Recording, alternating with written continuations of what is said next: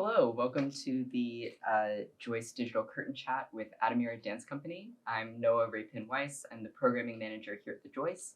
I'll let our guests introduce themselves. Can you just do your name and maybe how long you've been with the company and what your role is? Hi, kia ora, ko Jack Gray taku ingoa. My name's Jack Gray. I'm the artistic director of Atamira. I'm a co-founding member since 2000. Kia ora, I'm Dolina Wehipeihana. I'm also a co-founding member of the company, and I'm one of the choreographic practitioners of 8 of us that contributed to this work, and I'm also the co-chair of the board of Atamira. Kia ora, Marama Lloydd. I'm the current executive director of the company since 2018, but I have worked with the company prior as a costumier in 2013, and that's also something I did for Te Wheke. Great. So yeah, can you just tell us a little bit as founding members about the history of the company and kind of the overall trajectory that gets us to where you are now? Awesome. Wow. Jack, myself, and 2 other choreographic and dance practitioners, Justine Pepini Hohaya and Louise Portugi Bryant, we'd all graduated recently from tertiary dance training institutions in Aotearoa, and at the time there had been a Māori dance company called Taiao before us, but they were no longer working, and so Jack wanted to bring us together to provide a platform basically for individual dance artists to explore Māori cultural identity, stories, storytelling through the art form of contemporary dance, which we've just trained. So we came out of dance school with lots of ideas, with lots of things we wanted to share. We'd found like-minded practitioners to work with, and so the word Atamira means stage, but it also means platform, and so it became a platform for Māori contemporary dance artists and choreographers. Also, a deeper meaning of the word Atamira it was a platform traditionally for the dead body. After someone had passed, the bones would be laid on an Atamira, and once we learned through the support of various mentors around the deeper meaning of the work, that also influenced the direction of the work that we took, where we started to think about the stories of our ancestors. We started to think about the deeper kind of cultural ideas within our culture around ancestry, creation stories, the process of caring for those who have died. And so through all of our performances, we're in lots of ways thinking about bringing these stories of our ancestors to life on stage. Anything to add? Yeah, lots to add actually. I mean, I just think about the iterations of the company, moving from a collective group of independent artists, and we were creatively produced by Dolina for the very first 8 years, and that also coincided with our first journey to Hawaii, which was our first international tour. And then the next phase of that, we were transitioning into a company, and the trust board was founded, and so bringing in governance values and really aiming to access funds and grants that could, put the resources into administrating of the art form. And then that led to 8 years with our previous artistic director, Moss Patterson, where the company also expanded into the world in Asia, Korea, China, and then the next phase was Marama and I coming in as a co-directorship, as executive and artistic working together, which was, so all of these strategies I think have been with the aim of refining how to strategically achieve our vision, which was set at the very beginning. And just really excited to be here, having premiered last night here at the Joyce, particularly in light of the last couple of years of COVID and not being able to leave our country. So, there were so many emotions last night, just in that moment of realizing what it's taken for that whole journey to arrive, and the dancers who are in the cast now, who are the current representations of all of the artists and designers and practitioners, but also the community support that make Atamira really special in our arts environment. So it's been amazing. Yeah, we're so excited to have you. So yeah, let's talk about Te Wheke, the work that's here at the Joyce. So yeah, you mentioned that you've been working on it since 2019. So tell me about the sort of different iterations, or yeah, the long arc of this piece. Yeah, well, when both of us came to our roles, we were aware that our 20th anniversary was coming up. So we started just riffing on that quite early, like how do we celebrate this? And of course, we ended up thinking it can't be a single choreographic voice. Rather, it needed to look at the legacy of the repertoire, and then we're in the present moment, and then with an eye to the future. So we had a lab in December 2019 where Jack brought choreographic practitioners back on a sort of a group of dance artists just to introduce past ideas and repertoire in different bodies. And then we were lucky to be able to continue working in 2020, and we developed that further over, I think, 6 weeks. And we knew there was an end game, but we weren't attached to what that was. It was a really explorative journey. So it was evoking all the memories and methodology. And then time went on, and at this point it was Atamira reimagined. And even when the dance artists were like, well, where's this going? What's the end? We were kind of like, stay on the waka, we're travelling somewhere, and we will get there. And then eventually in sort of late 2020, it must have been Jack, we were like, what's it called? What's this work called? Maybe it needed an anchor by then. And we were thinking of, healing kind of words, or what's the medicine that we want to put out in the world. And then ironically, one day, the name Te Wheke was brought up, I think, in conversations, and it just evoked memories of some learnings I'd done around that. And then it just sort of settled amongst us all as a name that I think we just felt the essence of it. And then we did some research and looked out, and we came across a Māori model of health that an elder, Dr. Rangi Maria Rose Perry, had developed. And she'd passed 3 weeks prior to this. So it definitely felt like she was activating. And this had attributed a dimension of human experience to each tentacle. And we looked at it and went, wow, that's an amazing choreographic structure. That then allowed us to bring 8 practitioners together with 8 performance artists, both senior practitioners and emerging ones. And then Jack and I had fun sort of pairing up the people, and we looked for sort of, what's the word, complementary, or what one hasn't the other might have. And then we kind of in the same way, mostly Jack attributed, these were named, these tentacles, they are like essence, human essence, the physical body, the spiritual body, the emotional body, the realm of the mind, ancestors, family, and then one's dignity, self-worth, mana. And each pair then got given that as their provocation and brief. So it was a very tidy structure. And then we had an 8-week process. We cast the final cast, and then also brought in, a lot of us had multiple hats in this project as well. The directors were choreographers. The executive producer was the costumier. Our production manager was the lighting designer. So we pulled a design team together simultaneously, and then started to build the world. And then the practitioners got on the floor and started working on their solo. Yeah, it's the journey of Te Wheke. Yeah, I would love to hear a little more about, I mean, I love the sort of collaborative spirit of, it's like a solo, but it's always like in relation. But I would also love to hear about the process of taking these 8 individual things and bringing them together, kind of like, what was the through line that you were looking at, or what was the organizational process? Yeah, I think there's many ways to answer it, and I still think that if you were to ask that question of everyone, we'd have a completely different point of view, which is partly what makes it living.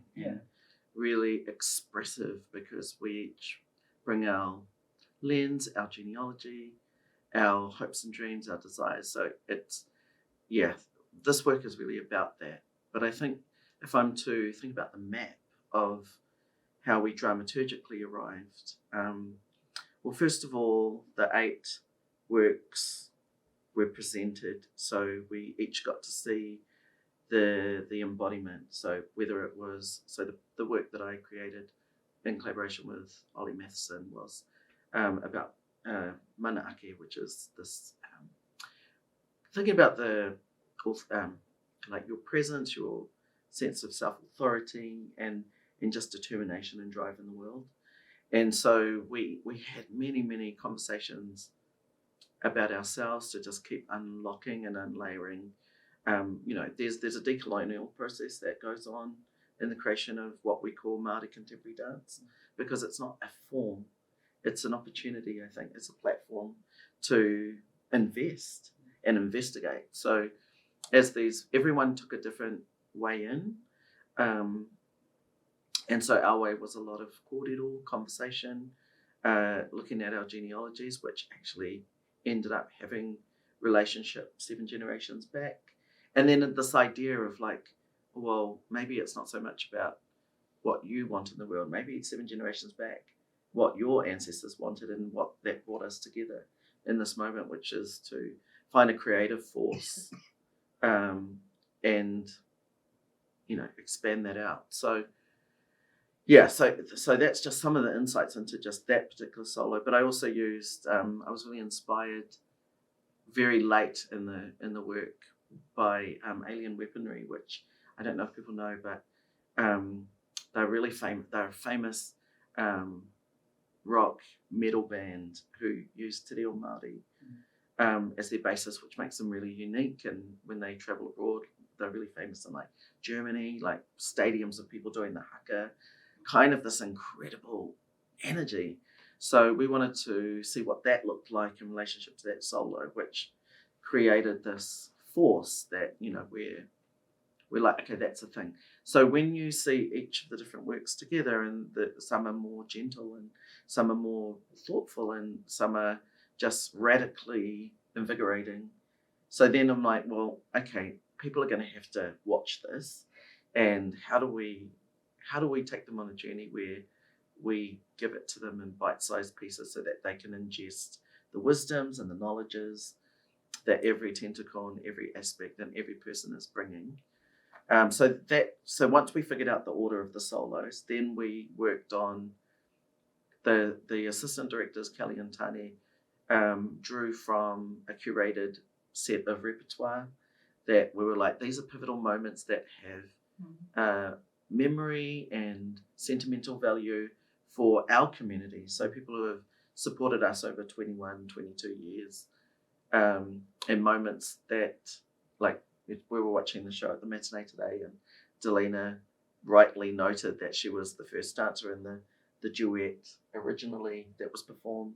And I kind of was like, oh yeah, that's right, you were. And, so that's the thing, is that we're now able with the history that we have, because when you're a contemporary group, it takes a little while to build that time where you have your own archive, your own library, your own cosmology, and then your own way of doing things, and it gets refined over a period of time. And and so we're working with those aspects and weaving it in. And then there were new pieces that we're bringing in ensemble just purely to support the rest of the works, because we're really looking at this terrain. But I think we were always having an integrated conversation with the design elements. So the beautiful silks were designed by John Varight, who's an incredible set designer who's worked with us for many years, and is so responsive and amazing, and gave us a world that we could suggest cosmologies of the ocean, of Māori consciousness, yeah, it's quite hard to talk about in English, to be completely honest, because the more words you use, the more expansive it becomes, and that's part of the magic, I think, of the work. And yeah, we were guided, and there were many eyes, and we worked really instinctively together and and then we wove in. I think most of it is in Te Reo Māori. And we talk at the beginning of the shows in our language, and just contemplating that, like, what is Indigenous language in the world, especially in places that struggle with that acknowledgement. We were here a day ago being welcomed in by Lenape Elder, and those things are really important to our practice and process as Māori people. So it's nice to know that all of those aspects of intercultural engagement that we do in and around the work itself is also part of our presence in the thing that we're doing, and the acknowledging of the land and the ancestors that are around us. And I think dance can be expanded from just merely an aesthetic into a feeling. And I think that's what a lot of people who feedback about the show last night were moved. And I think, well, how cool, that our moving creates their moving. And so that seems to be a beautiful thing. Yeah, I'm wondering if there, this ongoing negotiation of translation and kind of, making things for your community and also bringing them to communities outside of your own. Is there anything for someone who has zero context? Like, what are the couple of things that you want them to know walking into this kind of work? I think you want to give them a way in, for sure. Yeah. It definitely helps, and it's possibly different. I'm just discovering, presenting into an international context. And so for me, I think it's what I elaborated on before, that there's 8 solos, and these 8 solos each tell a story, but they're woven together through the ensemble works. That is the legacy, and that the artists are the present and the future, and that it is a true reflection of multiple voices and a representation of Māori contemporary dance. As Jack said before, just so eloquently capturing that timeline. For me, that's the key point that they can start to access, and then knowing what each solo maybe represents, because these concepts in Māori, Wairua, Māori, Tinana, they're enormous, but they're universal. And then the language of dance isn't prescriptive, so you can receive it however you want. And it's a language of its own, and then it's Atamira's language, so just the layers and the depths. Dolina's come to New York a lot to think about how we work with other producers and practitioners too, and in the work that you do with festivals and things. I thought perhaps there might be some kōrero to add there around how we might all come together for those types of dialogues. Yeah, I was fortunate to come over in 2019 and participate in an event called First Nations Dialogues, which was hosted and curated by Emily Johnson that year.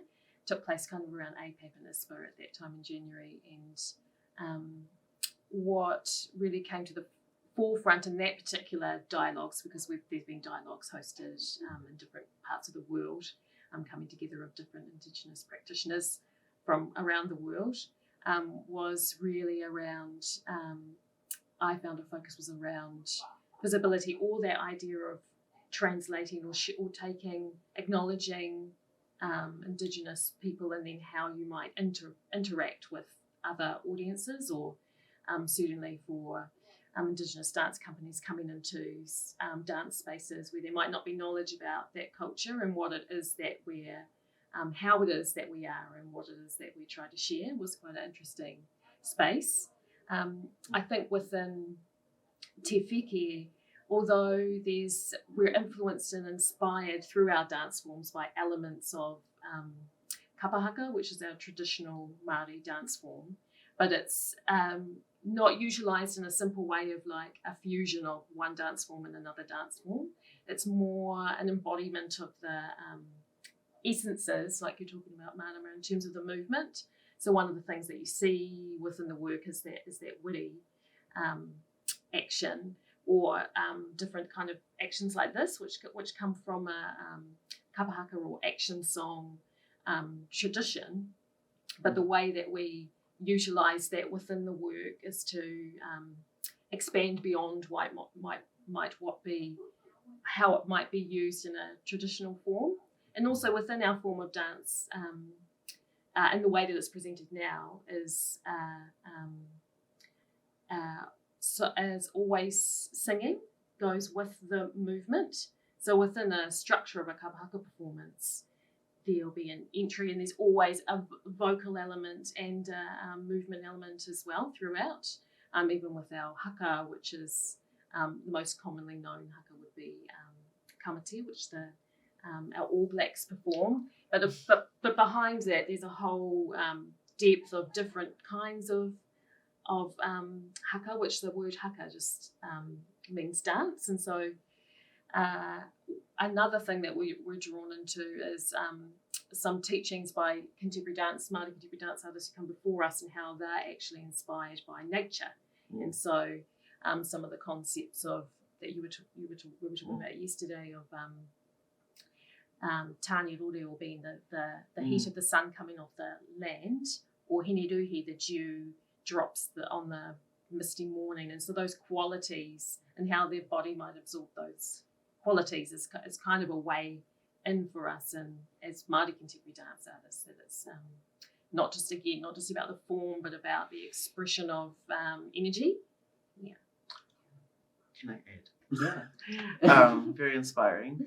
So I'm thinking about the context of indigeneity and the way that coming from our country with our very particular political identity, standing in the country, and we do have a treaty that was dishonoured historically in terms of land confiscation and other types of things that are resonant with a lot of other Indigenous peoples around the world.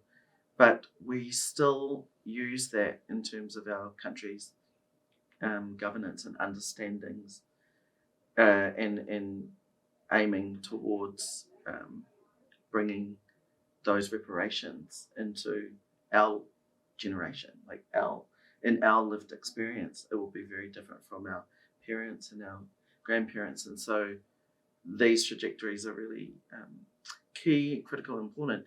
And so we use our creativity not in a frivolous way, but in a way that takes up space, like to if you look at our imagery and our branding, you see different representations of how we understand our Māoritanga.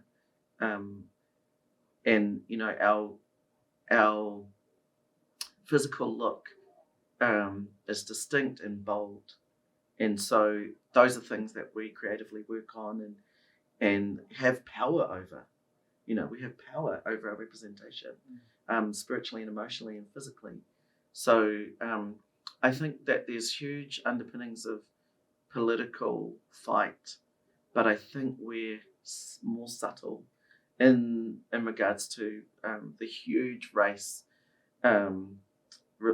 conversations that happen in America that are very difficult and confronting, and quite hard-edged. And it's quite, I think it's, as we're talking about essence of humanity. So if we can find that in ourselves, then that dehumanizing aspect of colonization isn't the focus. And it's a way of empowering ourselves, and then, as Marama said, it's inclusive because we have so much. The thing about indigeneity is that there's so much knowledge, and so there's so much knowledge that's been lost. But I'm like, well, luckily we're creative because we can take any parts that we know and feel, and that's inside of us. And it's been this kind of internal, external expression for years as we develop our strategy towards wellness, and betterment, and finding that dignity. So I think this work really truly speaks to that, and it's taking us on a journey. You know, it will continue to evolve and interact, and we're already transforming as a result of being here. So I love that. It's not this thing that we just roll on out, put out there, and then pull it back in. It's really giving and connecting for the artists, for the caretakers, you know, for this time, and then, you know, making sure that what we leave is going to be something substantial for the next generation. Yeah, what a beautiful sentiment to end on. Yeah, thanks so much for tuning in.